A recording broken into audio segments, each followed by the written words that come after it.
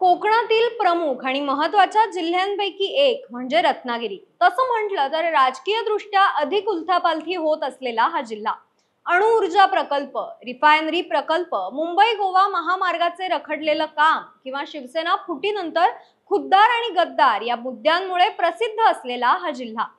मासेमारी, हापूस आणि पर्यटन याद्वारे होणारी आर्थिक उलाढाल यात महत्त्वाची। रत्नागिरी जिल्ह्यातील दापोली आणि गुहागर हे विधानसभा मतदारसंघ रायगड लोकसभा अंतर्गत येतात, तर रत्नागिरी, चिपळूण आणि राजापूर विधानसभा क्षेत्रे रत्नागिरी सिंधुदुर्ग लोकसभा मतदारसंघात मोडतात।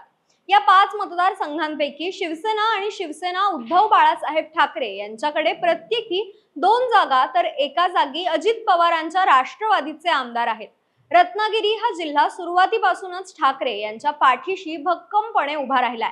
शिवसेना फुटीनंतर ही नुकत्याच पार पडलेल्या लोकसभा निवडणुकीत जिल्ह्यातील 5ही मतदारसंघात ठाकरेंच्या पराभूत झालेल्या दोन्ही उमेदवारांना आघाडी होती। यंदाच्या विधानसभा निवडणुकीत जिल्ह्यातील कोणत्याच मतदारसंघात काँग्रेस आणि भाजपला एकही जागा न सुटल्याने मोठ्या प्रमाणात नाराजी नाट्य दिसून येत आहे। जिल्ह्यातील एका जागेवर तुतारी विरुद्ध घड्याळ, तर बाकी 4 जागांवर मशाल विरुद्ध धनुष्यबाण असा सामना रंगणार आहे। यात कोण बाजी मारणार याबाबत प्रचंड उत्सुकता लागली आहे। 5ही मतदारसंघात हाय व्होल्टेज लढती होत आहेत। याचा निकाल काय लागू शकतो, कोण जिंकणार, कोण पडणार, याचाच आढावा आपण आजच्या व्हिडिओच्या माध्यमातून घेणार आहोत। नमस्कार, मी यशस्वी मुळे, तुम्ही बघत आहात महाराष्ट्र भूमी। रत्नागिरी जिल्ह्यातील पहिला मतदारसंघ आहे दापोली विधानसभा। 1990 ते 2009 या कालावधीत सलग 5 वेळेस आमदार होते सूर्यकांत दळवी यांनी शिवसेनेची पाळंमुळं मतदारसंघात घट्ट केली। 2014च्या निवडणुकीत मत विभाजनाचा फटका सेनेला बसला आणि राष्ट्रवादी काँग्रेसचे संजय कदम यांनी विजय मिळवत शिवसेनेच्या गडाला खिंडार पाडलं। 2019च्या निवडणुकीत शिवसेनेचे ज्येष्ठ नेते रामदास कदम यांचे सुपुत्र योगेश कदम यांनी 13,578 मतांनी संजय कदम यांचा पराभव करत मतदारसंघावर पुन्हा शिवसेनेचा भगवा फडकवला। पण यंदाच्या विधानसभा निवडणुकीच्या पार्श्वभूमीवर राजकीय समीकरणे बदलल्याने शिंदे गटाचे आमदार योगेश कदम यांच्या समोर मोठे आव्हान असणार आहे। त्यांच्या विरोधात शिवसेना उद्धव बाळासाहेब ठाकरे पक्षाकडून संजय कदम हे मैदानात असतील। नुकत्याच झालेल्या लोकसभा निवडणुकीत जवळपास 8,500 मतांची आघाडी ठाकरे गटाच्या अनंत गीते यांना मिळाली होती। मनसेकडून संतोष अबगुल या कुणबी तरुण चेहऱ्याचे आव्हान दोन्ही उमेदवारांसमोर असणार आहे। याचा फटका योगेश कदम यांना बसल्यास मागील पराभवाचा बदला घेत संजय कदम ही लढाई जिंकू शकतात। दुसरा मतदारसंघ आहे गुहागर विधानसभा। 1985 ते 2004 अशा सलग 5 निवडणुका जिंकत भाजपच्या नातू परिवाराने आपलं चांगलंच वर्चस्व इतर प्रस्थापित केलं होतं। पण त्यानंतर 2 निवडणुका राष्ट्रवादीच्या तिकिटावर जिंकत भास्कर जाधव यांनी भाजपचं वर्चस्व संपुष्टात आणलं आणि आपली ताकद निर्माण केली। त्यापूर्वी शिवसेनेकडून भास्कर जाधव यांनी चिपळूण मतदारसंघातून 2 वेळा प्रतिनिधित्व केलंय। 2019 मध्ये निवडणुकांच्या पार्श्वभूमीवर भास्कर जाधव यांनी हातातल्या घड्याळाला जय महाराष्ट्र करत पुन्हा एकदा शिवबंधन बांधून घेतलं आणि आमदारकीची हॅट्रिक पूर्ण केली। त्यांनी राष्ट्रवादीच्या सहदेव बेटकर यांचा त्यावेळी 26,451 मतांनी पराभव केला होता। ठाकरेंशी एकनिष्ठ असल्याने यंदाही तेच महाविकास आघाडीकडून रणांगणात असणार आहेत। महायुतीत भाजपकडून या मतदारसंघाचे 3 टर्म आमदार राहिलेले विनय नातू यांनी दावा केला होता, परंतु ही जागा शिंदे गटाला सुटल्याने विनय नातू हे नाराज असल्याचं बोललं जात आहे। त्यामुळे आता त्यांची भूमिका काय हे पाहणं महत्त्वाचं ठरणार आहे। गुहागरचे माजी नगराध्यक्ष राजेश बेंडल यांनी शिंदे यांच्या शिवसेनेत प्रवेश केल्यानंतर त्यांच्या उमेदवाराची मागणी पालकमंत्री उदय सामंत आणि पदाधिकाऱ्यांनी केली होती। त्यामुळे राजेश बेंडल विरुद्ध भास्कर जाधव असा संघर्ष मतदारसंघात बघायला मिळणार आहे। लोकसभा निवडणुकीत 27,500 एवढं मताधिक्य भास्कर जाधवांनी आपल्या उमेदवाराला मिळवून दिलं होतं। त्यामुळे मतदारसंघातून भास्कर जाधव आपल्या विजयाचा चौकार मारू शकतात। तिसरा मतदारसंघ आहे चिपळूण विधानसभा। मतदारसंघाचे प्रतिनिधित्व राष्ट्रवादी अजित पवार पक्षाचे शेखर निकम करीत असून यंदाच्या निवडणुकीत पुन्हा एकदा ते उमेदवार असणार आहेत।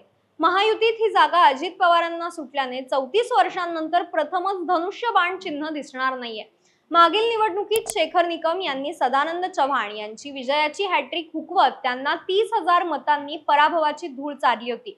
यंदाही महायुतीत शिंदे गटाकडून सदानंद चव्हाण इच्छुक होते, परंतु ही जागा राष्ट्रवादी काँग्रेस अजित पवार पक्षाला सुटल्याने ते नाराज असल्याचं बोललं जात आहे। त्यामुळे ते आता निवडणुकीत आपली ताकद कोणाच्या पाठी लावणार हे पाहणं रंजक ठरणार आहे।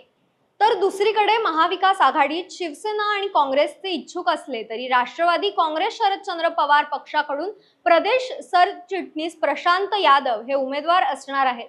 गत लोकसभा निवडणुकीत महाविकास आघाडीचे उमेदवार विनायक राऊत यांना या मतदारसंघातून जवळपास 20,500 एवढी आघाडी होती। त्यामुळे यंदा शेखर निकम यांची घड्याळ बंद पडून प्रशांत यादव आपली तुतारी जोरात वाजवण्याची शक्यता दिसत आहे। जिल्ह्यातील चौथा मतदारसंघ आहे रत्नागिरी विधानसभा। शिवसेना शिंदे गटाचे नेते आणि राज्याचे उद्योग मंत्री उदय सामंत यांचा हा बालेकिल्ला। 2 वेळा राष्ट्रवादी आणि 2 वेळा शिवसेनेकडून सलग 4 टर्म पासून ते या मतदारसंघाचे प्रतिनिधित्व करीत आहेत। 2019च्या निवडणुकीत त्यांनी राष्ट्रवादी काँग्रेसच्या सुदेश मयेकर यांचा तब्बल 87,335 मतांनी पराभव केला होता। यावरून त्यांची मतदारसंघावरील मजबूत पकड लक्षात येत असली तरी नुकत्याच झालेल्या लोकसभा निवडणुकीत नारायण राणे 10,000 मतांनी पिछाडीवर होते।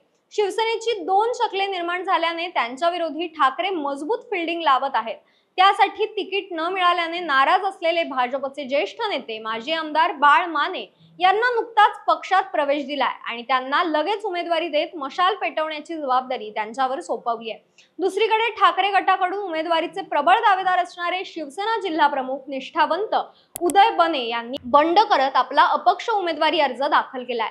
त्यांनी अर्ज माघारी न घेतल्यास मतदारसंघात तिरंगी लढत होऊ शकते। याचा फायदा उदय सामंत घेऊ शकतात आणि पुन्हा एकदा विजयश्री आपल्याकडे खेचून आणू शकतात।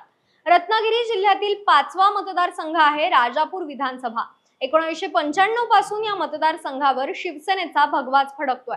2019च्या निवडणुकीत ठाकरेंशी निष्ठावंत असलेले राजन साळवी यांनी काँग्रेसच्या अविनाश लाड यांचा 11,876 मतांनी पराभव करत विजयाची हॅट्रिक पूर्ण केली होती। यंदाही महाविकास आघाडीत ठाकरे गटाकडून राजन साळवी यांनाच उमेदवारी देण्यात आली आहे। यंदाच्या लोकसभा निवडणुकीत 21,500 एवढं मताधिक्य त्यांनी महाविकास आघाडीचे उमेदवार असलेले माजी खासदार विनायक राऊत यांना दिलं होतं। तर दुसरीकडे ही जागा काँग्रेस पक्षाला न सुटल्यामुळे अविनाश लाड यांनी अपक्ष उमेदवारी अर्ज भरलाय।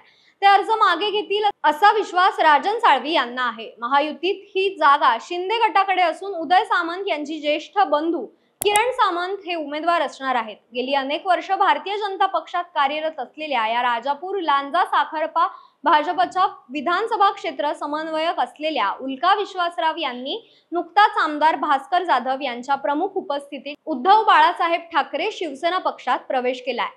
हा महायुतीसाठी मोठा धक्का मानला जातोय। एकंदरीत राजापूर विधानसभा मतदारसंघात किरण सामंत यांच्यासाठी मोठं आव्हान असणार आहे। कट्टर शिवसैनिक ठाकरेंशी एकनिष्ठ असल्याने राजन साळवी येथून परत एकदा विजय मिळवू शकतात, असंच चित्र आहे।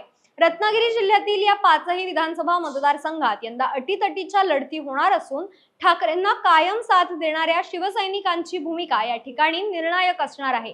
मतदार कुणाला आमदार करणार याबाबत तुम्हाला काय वाटतं ते आम्हाला कमेंट्सच्या माध्यमातून नक्की कळवा। धन्यवाद।